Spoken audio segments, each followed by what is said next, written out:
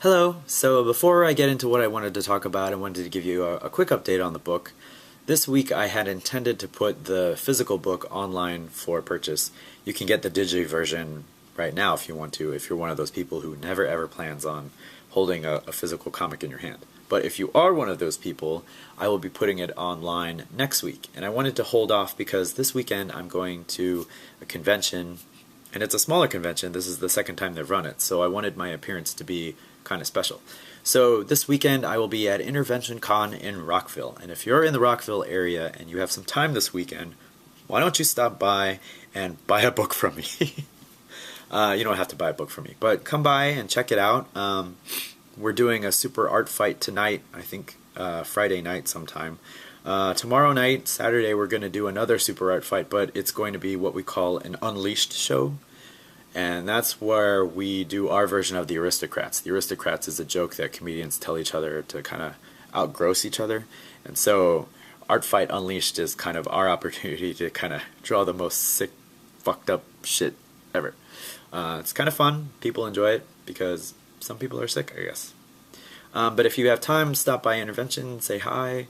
I'll get to meet you and ask you why the hell you're watching these crazy things. But yeah, so I wanted my appearance to be somewhat special. So I'll have ordering information next week. I'll probably do a short video advertisement for it, or just me talking you through the different versions of the book, because I'll have a regular version, an artist version, and then a super fan version.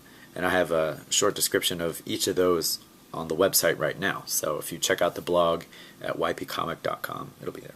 Anyway, on to what I wanted to talk about this whole time.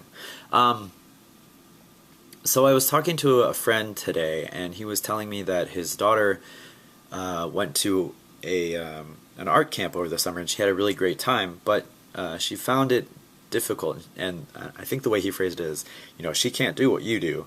She can't see a thing in her head and then put it down on paper. And I told him, neither can I.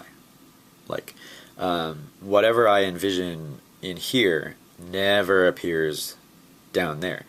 And it's not that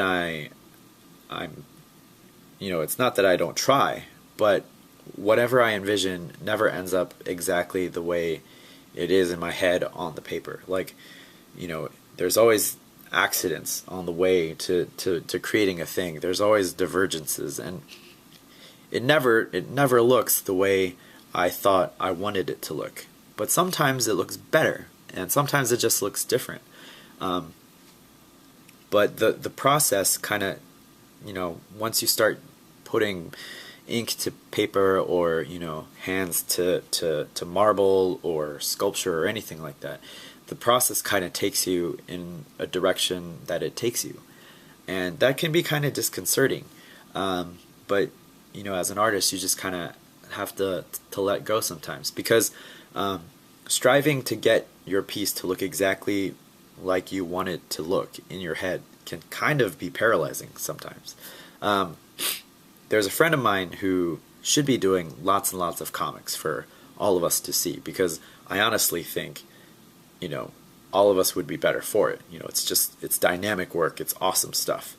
But, whenever he starts a project, he'll get to a certain point, and he'll look at it and say, like, this isn't what I want. This isn't perfect. This isn't my vision realized. And he'll scrap it, and he'll start over again, and he'll scrap it, and he'll start over again, and he'll scrap it, and start it over again.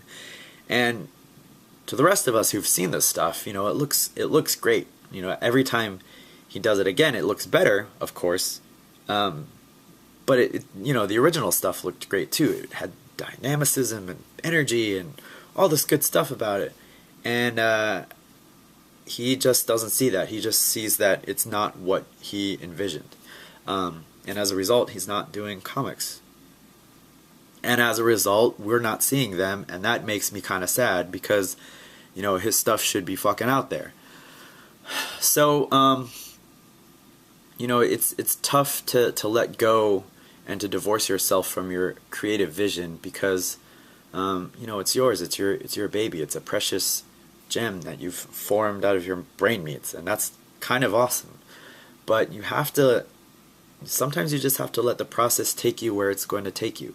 Like, you know, from the beginning, none of my comics quite look the way I want them to look. But, you know, sometimes the rapidograph takes you in one direction for the lettering, and sometimes the brush and the ink take you another direction. And you just kind of have to go along for the ride and see what happens, see where those happy accidents take you, because, you know, that's the only way you're going to get material out there. You can't always be so beholden to your vision that you tweak every little thing just to make it perfect, because no one else is going to care, and when the piece is done, the piece isn't going to care.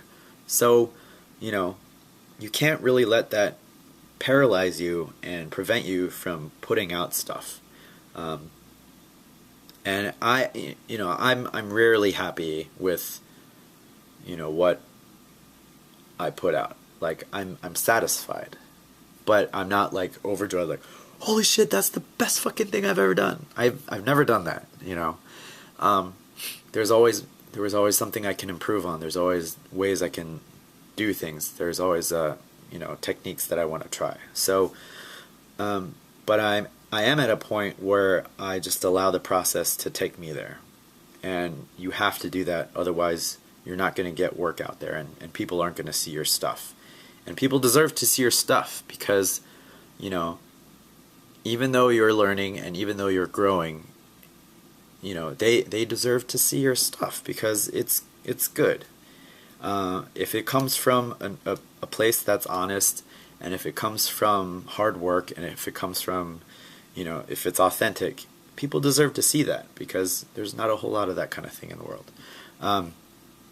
So that is my advice to you when you find yourself stuck, and when you find yourself down on your stuff, and when you find yourself like, oh shit, this doesn't look the way I fucking wanted it to. Slog through it, get through it, let the process take you where it will. And it might not be perfect, it might not be awesome, it might not look anything like what you thought it would look like, but it'll be out there, and it'll be awesome because you finished it. And you need to finish pieces in order to get on to the next one. So I guess my question to you is, have you ever found yourself creating something that actually did turn out just the way you wanted it to? Because I'm sure there are people out there who have done that. I am not one of them, but I'm sure there are people out there who have. So if you've created a thing that was exactly the way you wanted it, please let me know. Write in a comment, drop a video comment, send me an email, Twitter, all that kind of stuff.